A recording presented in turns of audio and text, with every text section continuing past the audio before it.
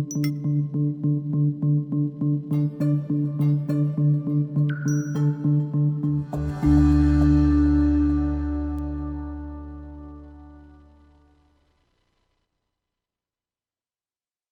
Healing Spring Show, healing families and communities by breaking the stigma of addiction and expanding the scope of recovery. Now here's your host, John Edmonson. Welcome back to the Healing Spring Show. I'm glad to see everybody here today, and we have a gift for you today, a special treat for you, an international presenter, author, and the creator of ETT, Emotional Transformation Therapy. Therapy that happens the speed of light. Let's learn more about it. Dr. Vazquez, Thank you for being on the show today. Great to be here. Yeah, glad for you to be here. So tell us about you. You're an author. You travel the world talking about this technique. Let's start with, what does ETT mean? Okay. We picked the phrase emotional transformation therapy because it actually means that. It means that your emotions, for example, can start at a swing of very low to very high. It's not just about getting over something bad, but it actually takes you to a place of a very high state often. So it transforms in a short period of time. Two characteristics of transformation: the speed at which it changes things and the degree to which it changes things. And transformation was a word I selected that captures that, I think. That's powerful. So you're saying the emotional transformation, it's not just self-regulation, it's actually you're making an actual shift in somebody through the experience. Correct. So many times they leave chuckling when they start crying at the beginning. So that is a transformation. It's a shift, and a powerful one for sure. Now, I've heard that you've trained people on this or demonstrated this technique all over the world. Where were some of the places you've been? I've taught in Europe, Belgium, Norway, Sweden, Germany primarily. I even taught in Australia. I taught one time in Japan. That was a real test because I got to see how the visual stimulation we use affected people from a totally different culture. And so it was delightful to see how that would work, but mainly in the United States. And so wherever we get invitations, we'll try to teach it there. Yeah, and I bet they love having you. How did you pull it off across seas? Was there a translator or? In some cases, like in Germany, although they could speak English, they wanted a translator. So in many cases, I had a translator, and it was an interesting thing to do therapy where the person's saying something, and then when I talk back, the translator comes in between, and then I talk back, and so forth. So, but after a while, it gets to be a rhythm, and it seems to work as though the translator's not even there after a while. Anyway, that's been a pleasure. And you said something which I think is key, is there's a kind of a rhythm to this experience. So I'm coming in the door and I have stress and I don't know what the stress is about, and I come see you. What do I do? What happens? Like any counselor, I'll do an intake, background information, get an idea of who you are and what the extent of the issues are, your objectives are. That's pretty standard. But from there, it deviates. From there, I will want to expose them to one of our processes to see how they respond. We have one process we use with the spectral chart where it has this unique propensity to detect when people are disengaging from their emotions. They don't even realize it. The research says that 46.9% of the time, our mind is wandering on the average. So in normal counseling, the person's not with you half the time. And so we use a process that helps detect when that's occurring, the moment it occurs, so we can get their full attention focused. And it's amazing how you can work through things if your mind is fully engaged on what we're talking about. So it's almost like you have to be present in order to win. You have to be in the room to heal. You have to be, but it sure helps it. It speeds up the process dramatically. Because, most counselors are still out there talking to the clients, assuming that their brain is fully engaged with their emotions. And, the research says they're not half the time. So we want to make sure we can optimize it that way. And it's very powerful. So if I was going to give full disclosure to the audience, I'm trained in ETT through Dr. Vazquez and used it when I worked in drug treatment and education and individual sessions. And that's why I'm so excited to have him on the show, because I've seen this firsthand, what can happen, how it can change, somebody's life right in front of your eyes. And being trained, we have to go through the process of seeing you and having our own therapy, which is powerful to see that shift. We're not going to talk about that on the show. But I want to walk them through some of the experience, because we have this at Healing Springs. You've been training all of our clinicians, getting them on board, ready to go. Every room has a chart in it. We're doing research on it now, so it's exciting. Where did you first learn how to do all this? How did this wonderful thing get created? Well, there's a series of events that happened in my life that led me to exploring this. Probably the very earliest was when my daughter was about 6 or 7 years old. She was... I read her story, hoping that she would go to sleep. Of course, those of you that are parents know that they don't go to sleep after you've read them a story.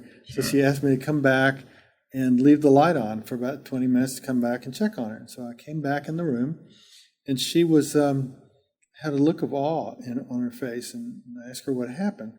And she said that she was laying down watching the ceiling light, and she found herself going into this tunnel, into this place of light, and she saw two people and her pet cat who had deceased, and she got a closure to each one of those losses in 20 minutes. So that stunned me. How could that happen? What does the light have to do with it? And I actually didn't do anything professionally with it for some time, but in the back of my mind, I knew that looking at the light somehow can affect your emotions. A decade or two later, I gradually began to see some optometrists that were using colored light and, read different things, and I gradually began to experiment with it in the early 1990s, and it was trial and error. I began to notice that certain wavelengths of light would affect people in a quite profound way. Probably one of them was a woman that had arthritis, pain for 15 years. Her hands were gnarled, and she was continuously in pain. So I exposed her to different lights, and nothing happened until I got to orange, and it just stopped. Her pain stopped. Well, at that point, I knew something was powerful, but I didn't know how that happened or why it would. It took me many years to develop that. We now know, scientific research has told us now, that when you look at color, whatever you're thinking at the time you're looking at the color, your thought process is affected. And as your thought process changes, the perception of the color appears to change. And the same thing with emotions. When you're in a certain emotional state and you look at a specific color, it will affect the emotional state, and the emotional state will affect your perception of that color.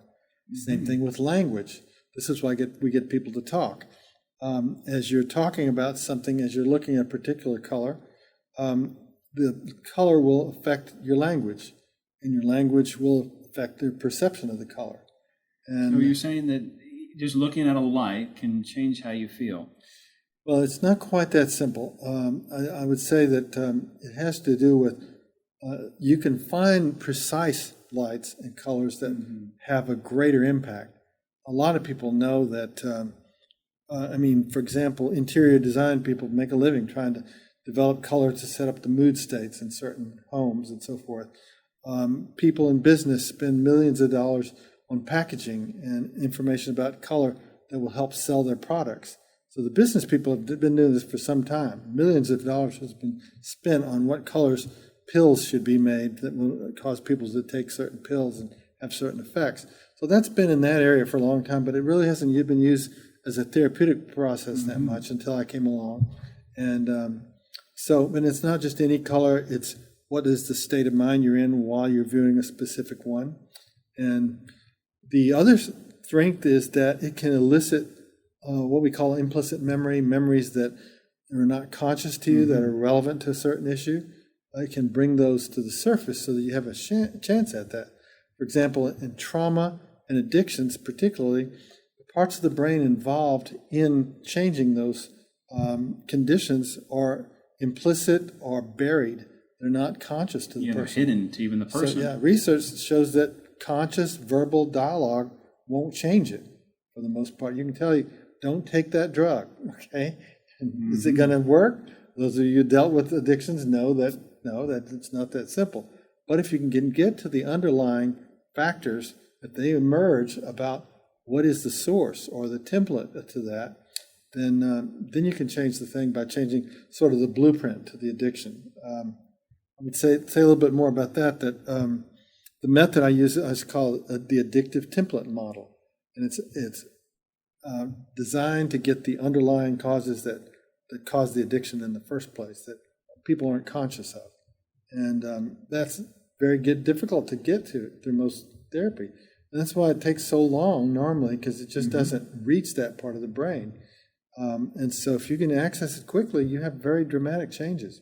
And it's that idea of if you can reveal it, you actually reveal it, you can heal it. And it's amazing what you're saying, and it's so true. I bet most of us don't even think about this. When we look at TV shows, the color they're using, maybe for their background, is to affect the mind, or going into a discotheque, probably, the lights they choose, and a way to affect people. We part of that, every product, every box.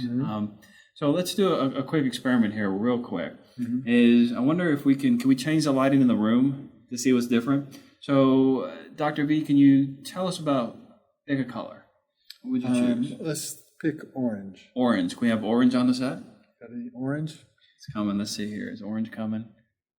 Shifting. We got white. We got blue. We have to talk about blue in a second. Yeah, he's going through each one. I think we're going to catch it here in a moment. So as we look at this, here it comes. So what does orange do normally? I'm sure it varies from person to person. What does orange do to affect someone? If you have a negative self-perception, orange will probably make you feel worse, at least initially. If you have a positive perception, you're going to like orange. However, when it makes you feel worse, it begins to bring up things that aren't conscious to you. And as therapists, that's an advantage, and we can do something with that. I had one cocaine addict I worked with that he said, orange is better than any cocaine I've ever had. That's what he said, because we used it extensively for his particular issue. Shame, lack of self-worth, those kinds of issues it's particularly valuable for. But, of course, there's a whole training about how to do it effectively and precisely. Let me just say that how it works essentially is when light comes into your eyes, the photosensitive cells in your eyes translate it into neural impulses that go throughout the entire brain. And so this is a way to get to certain parts of the brain that you wouldn't get to otherwise. And by using specific wavelengths of light, we can target specific brain mechanisms while the person is talking, is in that experience. Not just looking at a light by itself doesn't do it.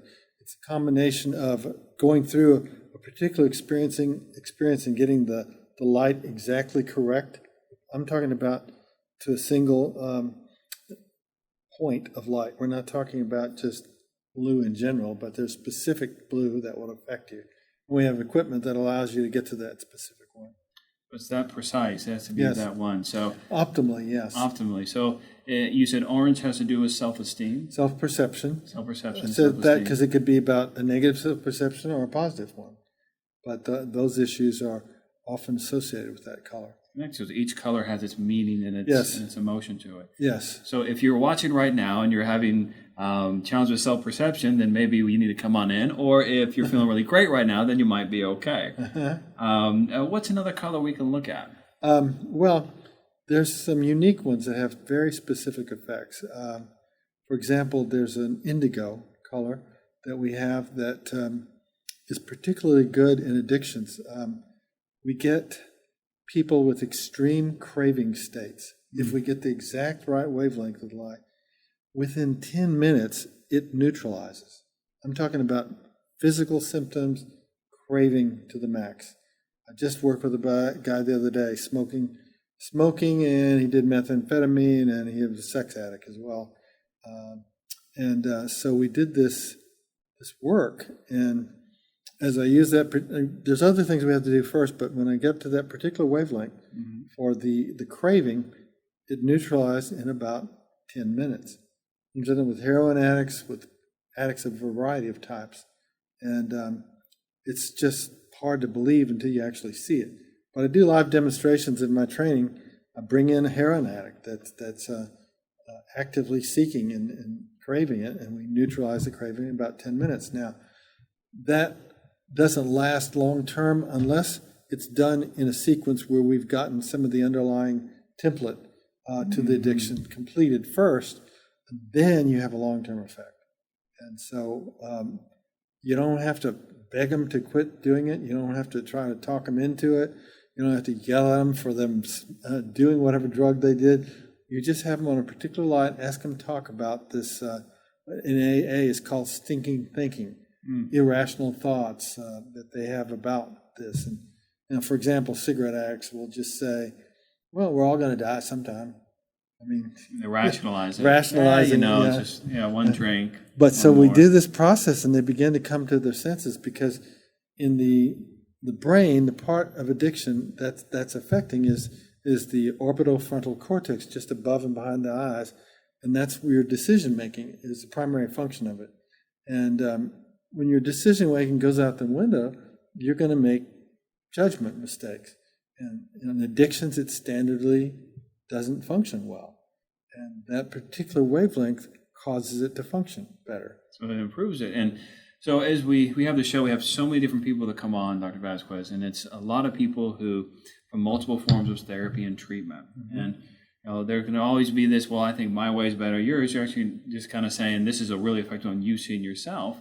But the part where a lot of people can come together and agree and connect on this, as you're saying, what even AA says, is you have to get to that underlying issue. And if you don't get to that underlying issue, it's really not going to go away. Or maybe you stay sober, but you stay very unhappy. Yeah, it puts you at a higher risk for relapse. A higher risk to do it. And so getting the template or blueprint to it is vital, but it's very hard to get to without proper tools. And do you think, a lot of people on the show, they talk about how addiction isn't just drugs and alcohol. With the way that you work with it, how do you define or how do you look at addiction? Well, first of all, I have to screen them to see if they are an addict or not. And but there's a lot of salient characteristics. I asked a woman that she was wondering if she was addicted to caffeine. And I said, well, you drink coffee in the morning? She says, yes. I said, well, could you do without it for a week? And she says, I'm addicted. Because it was clear she couldn't. In fact, caffeine is literally the number one addiction worldwide over anything else, as far as numbers are concerned. Caffeine. So they can be legal or illegal, but still it's the addictive quality. And if you're using a legal substance, and that's fine, but it sort of makes you more susceptible for other addictions. It's well known that in AA, people would smoke a lot to compensate from not drinking. Well, that sort of keeps the addiction at a high risk to do that. One addiction can cross over to another one. And so you can replace it with something legal, but there's still an addiction. And what we want to do is change that addiction neural network in the brain. That was discovered in the year 2000, what that is. And that's what I do different. I target the brain mechanisms in what's called the addictive neural network, or the reward deficiency syndrome, which was identified in the year 2000. But to my knowledge, very few people have done anything with that. But our whole process is focused on changing those specific brain mechanisms. So you're saying it's not really about the substance. It's involved, sure, but you're saying it's more about the brain. No, they go together. What happens is, let me give you an example. Let's say I come home from work, I'm tired, stressed out. So I think, I'll drink some wine. Have a glass of wine, relaxes me, it's good. And that's fine until a few days later I'm stressed out again. And so I drank wine again. All right? And then over time, it goes to 2-3 glasses of wine. It goes every day. It may take months or whatever to get to that point. But then you can't relax without it. It's dependent. You're dependent on that for the relaxation. So it sneaks up on you subtly in that way before you realize you're addicted, and most people don't even recognize it. That's one of the big problems with it.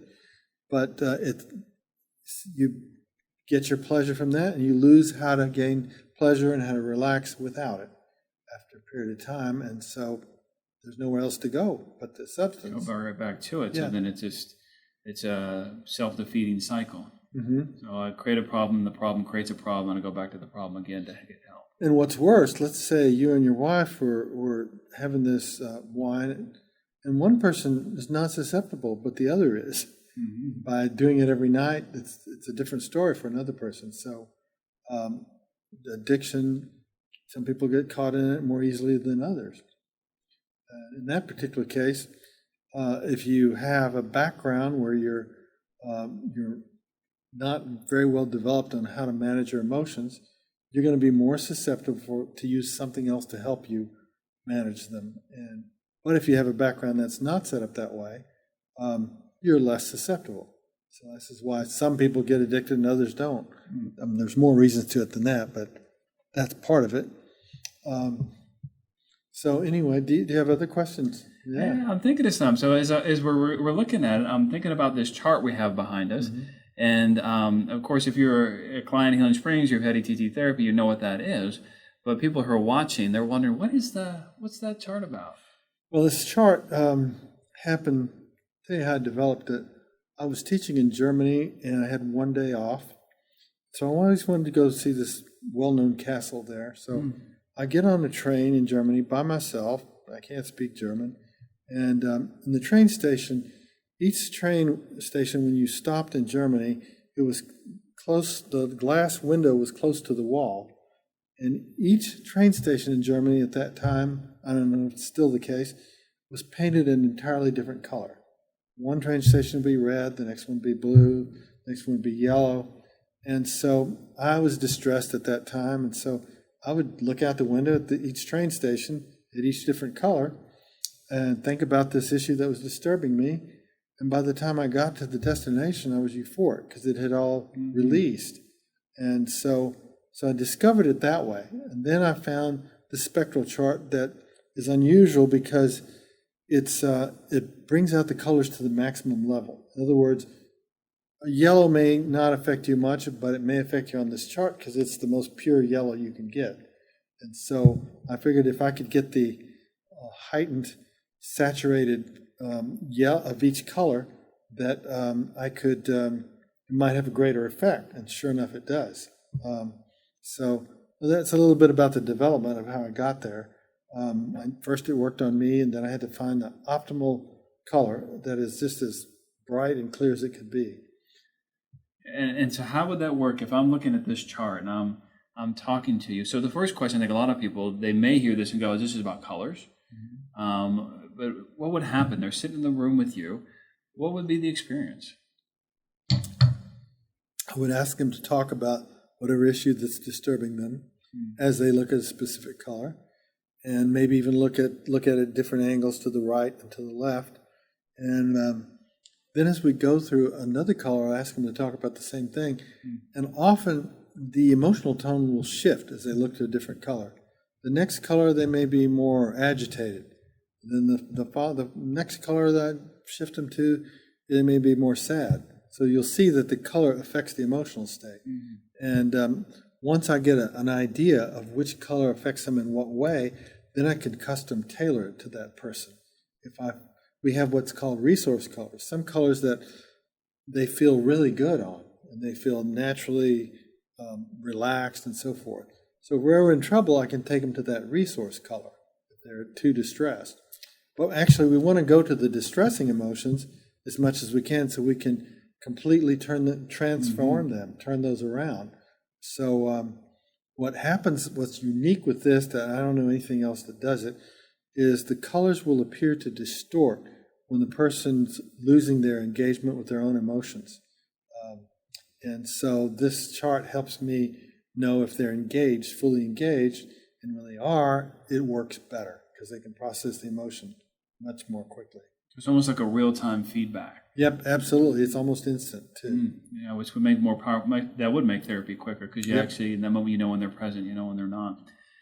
Is there a color, as we can adjust our show here, is there a color that creates a sense usually of maybe faith and hope?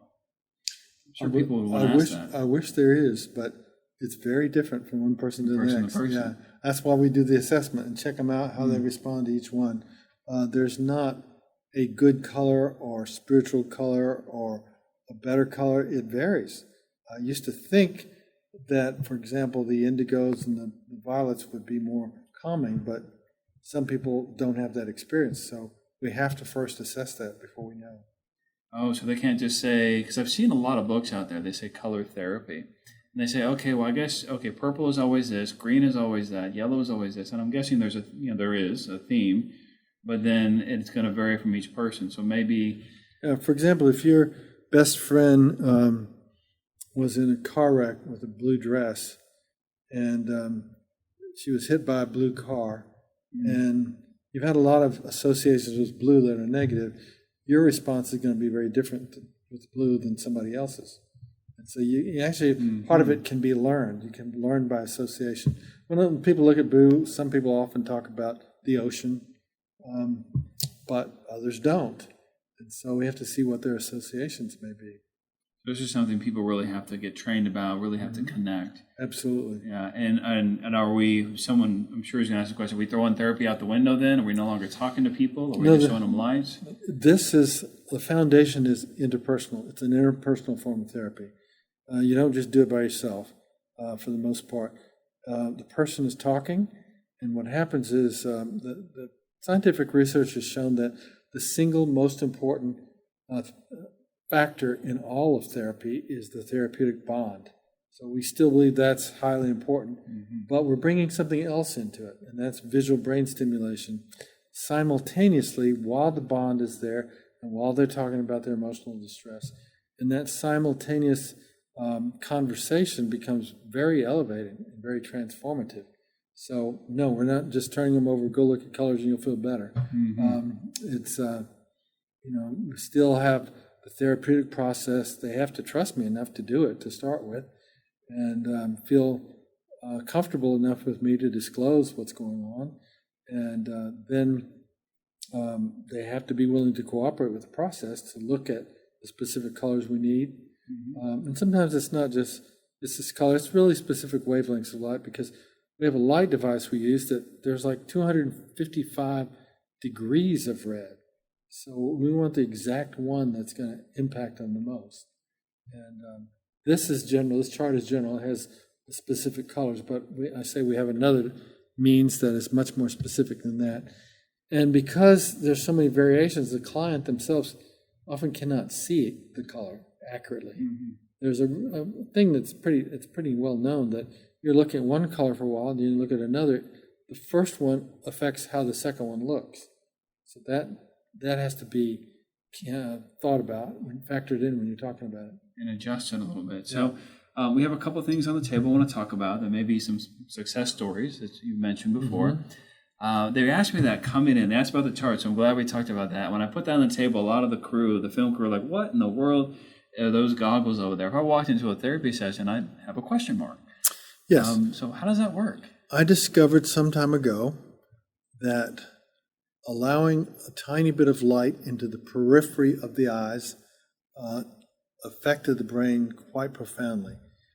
Sometimes like this bright color chart or the light device are a little overstimulating for sensitive people. And so we have some other choices. This actually blocks out light. So you see much less light, and it has a rotating disc that allows a little bit of light to come in one specific angle. And so we research which angle affects each person. And it's rather dramatic for emotions and for physical pain. They may have physical pain while the light is entering at 3 o'clock, the sides of the periphery of the eye. And then we go to 9 o'clock and boom, there's no pain. I mean, it can change that fast. So I know this sounds too good to be true, but that's how it works. And the periphery is a whole different pathway in the brain where we can access what people call parts. A lot of psychotherapy, starting with Sigmund Freud, talked about the id, the ego, and the superego. There's different theories about different parts. Well, each peripheral position seems to access a specific part within a person. For example, you may have a party self, and you may have a sad self. And each peripheral position can bring out each of these different parts of you in that way, psychological parts. Just by changing the light, just by changing how maybe one is going in. Can I see it for a second? Because I'm looking at it, make sure we can see it on the camera. So if you're looking at this, it's almost got like a clock dial on it. And so as you turn it, it's allowing the light to come in different ways. So maybe it's here, or maybe coming from the top. And so you're saying, like, if I have it here, maybe everything's at 12 o'clock and 12 o'clock, that just putting that on and wearing it and the light coming in could actually shift how someone feels. Emotional states and physical states. The shift is pretty dramatic to people. And it's been thought that there's the right brain and left brain hemisphere that is affected by it. But this is all the way around, 12 positions like you have on a clock. And we find that each one is a little different. And sometimes we can find some powerful, positive resources. Certain positions, for example, can make you feel hope where you didn't feel that before. And it's so odd that something that gentle can be that strong. And basically, people don't believe it until they've tried it. That's pretty good for people that have high sensitivity, and maybe the light device is too strong for them, or the color's too much. So we have some other options here. But this is particularly good for when people have overwhelm. It's as though we can divide it up into one segment at a time. And overwhelm is a common issue in therapy, and this process, the goggles are particularly good for that, breaking down overwhelm into little smaller pieces. Yeah, just like one little glimpse at a time. Yeah. And you said something a couple of times I wanted to earmark it. Definitely, you talked about working through the underlying issue, the trauma, how we're still doing regular therapy, but we're augmented with all these really different objects in the room, the light stimulation. Mm-hmm. And then you said we're also resourcing. So it's not just dive on into something and go into the challenge. You're actually saying first we're going to resource them. We don't necessarily do it in that order. First, when you do assessing, you do an assessment, you find out where is it they're most activated and where they're most positive, and then you can have that to work with it, to individualize it with each person. For example, somebody red makes them feel wonderful. Everything else makes them feel awful. Okay? Well, you can work through the awful stuff, and it's really nice to, at the end of the session, use the color that feels the best to them so they can at least leave completed. So that's one way you could do it, for sure. Now, all this is on top of a good relationship with the client. They're not going to do much of anything with you unless you have that. So that's a foundation. Yeah, connection is the key. So in a little while, we're coming to a close. Can we end on the orange color, by the way? Can we bring that one back? So we end on the first one. I felt pretty good when I was feeling that. I'm hoping everyone else feels good looking at this color. If not, we'll see about how to find Dr. B here in a minute. Before we officially end, is there another thing that you think people need to hear just in general from your experience of so many years of working? What is the message, if it's of hope or ideas? What would you share? Essentially, this is a non-medication approach. Right now, our culture is dominated by pharmaceuticals, and I think that you should use this method first, and then, if you need more, then go to the medications. But today, people are just medicated immediatady and often, and that has a concern in terms of addictions, because if your dad smokes cigarettes and your mom uses over-the-counter drugs, as a kid, you're likely to pick up, taking an outside remedy is what I need to do to get better. Okay, when you're a kid, you may choose marijuana, you may choose heroin, something else down the line. And so people need to learn that they have the repertoire of resources within them. This work is just bringing out what's already in you instead of supplying an external source. Now, I'm not saying you should never use medications. There's a time and place for it. I think they're overly used and abused, and sometimes used for suicide, actually.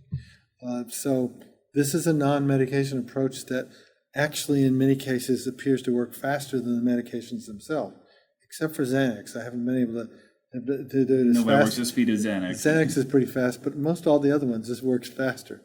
And anyway, so that's one thing I'd like to say. It's an option for people that want naturalistic means. Yeah, and the message you said too was that that there's a lot of resources. Anybody can agree on that. I think we need that reminder, and you're giving it to us. There's so much resources within we don't even know about or can dream of. And really what you're doing is trying to figure that out. How do I do it? The way you do it is through the eye stimulation through colors, but at the end of the day, you're trying to find the resources within. Right, absolutely. So if people wanted to find you, so they can find those resources within, where would they look? Where would they go? Well, I have a website, of course, and my name is Dr. Stephen Vazquez. I think if you just look the name, it'll show up. But I'm at, email is steve at ETT Austin. Is where you can find me as far as the emails are concerned. In Austin, Texas. And I do come to other places from time to time, but a lot of people come from different places. I just got the furthest one today. I got an email from somebody that wanted to learn how to do this who was in Kenya, Africa. Kenya? Yes, this just came today. But I've had people come from all over the place. People come from Europe. Of course, there are end-of-the-line extreme cases that end up at my door sometimes, but been successful with those. So I guess that's why they do it. Yeah, it's powerful work. Well, Dr. Vazquez, thank you for being here you. today. I appreciate it. I was glad to share the time with you and the color and the light. Thank you. So again, Dr. Vazquez, ETT, Emotional Transformation Therapy. And you can obviously Google him, look him on the website. We'll make sure that you have his email and information to contact him if you want to. His books are on Amazon. He's got 3 out that really teach about the method. And of course, he offers trainings as well. And as always, thank you for being and watching our show.